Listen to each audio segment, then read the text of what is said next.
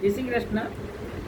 આજે આપણે વસંત પંચમી ગઈ એટલે એ હિસાબથી 40 દિવસ વસંતના હોય છે અને પ્રભુ સાથેનો અત્યારે સખ્ય ભાવ શરૂ થઈ જાય. બાલભાવ પૂરો થાય અને સખ્ય ભાવ શરૂ થાય. આપણે સાધારણ વિચાર કરીએ કે આપણે જેમ જેમ મોટા થતા જઈએ તેમ આપણને આપણી બેનપણી સાથે ખાનગી વાત કરવાનું મન થાય. તો અહીંયા પણ ઠાકોરજી સાથે આપણે પ્રભુ સાથે પ્રિયતમનો ભાવ અને પ્રભુ સાથે ખાનગી વાત કરશે. ખાનગી વાતમાં એક જ છે, અહીંયા કીર્તન આવે છે, લાલ ગોપાલ ગુલાલ હમારી આંખીને મેં ચીન ડારું છું, બધાના ચંદ્રમાં નૈન ચકોરી ઇન અંતર જીન પારું છું, ગાવો રાગ બસંત પરસ્પર અટપટે ખેલ નિવારો છું, કુમ કુમ રંગ સોભર પિચકારી તક નૈનન જીન મારું છું, બંક બિલોકન દુઃખ કે મોચન ભર કે દ્રષ્ટિ નિહારો છું, નાગરી નાયક સબ સુખદાયક કૃષ્ણદાસ કો તારો છું. સીધો સીધો અર્થ છે, રાગ બસંત છે. વસંત ઋતુ શરૂ થઈ જાય, વસંત પંચમી આવી જાય એના પછીથી 40 દિવસ સુધી ઠાકોરજી સન્મુખ એકલો વસંત રાગ ગાવામાં આવે છે. એમાં પણ શરૂઆતના 10 દિવસ વસંત પંચમીથી લઈને મહા સુધી પૂનમ, મહા સુદ પાંચમથી મહા સુધી પૂનમ 10 દિવસ એકલો વસંત રાગ ગાવામાં આવે. અને સીધું સીધું કીર્તન આવી ગયું. અર્થ છે એનો, લાલ ગોપાલ ગુલાલ હમારી.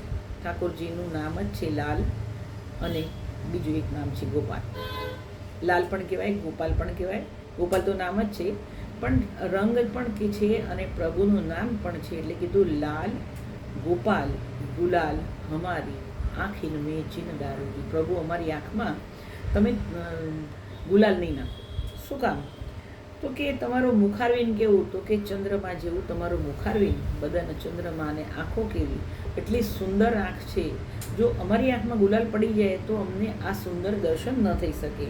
એની અંદર એટલું બધું આપણે અંતર નહીં કરો કે જેથી અમને જોવામાં તકલીફ પડે. માંડ માંડ સખ્ય ભાવમાં પ્રભુના દર્શન ખૂબ પાસેથી થાય. કીધું કે ગાવો રાગ બસંત પરસ્પર. વસંત ઋતુ છે એટલે રાગ પણ કહ્યું હતું કે વસંત રાગ, એટલે કીધું સાથે ભેગા મળીને ગાવો રાગ બસંત પરસ્પર અટપટે ખેલ નિવારું છું.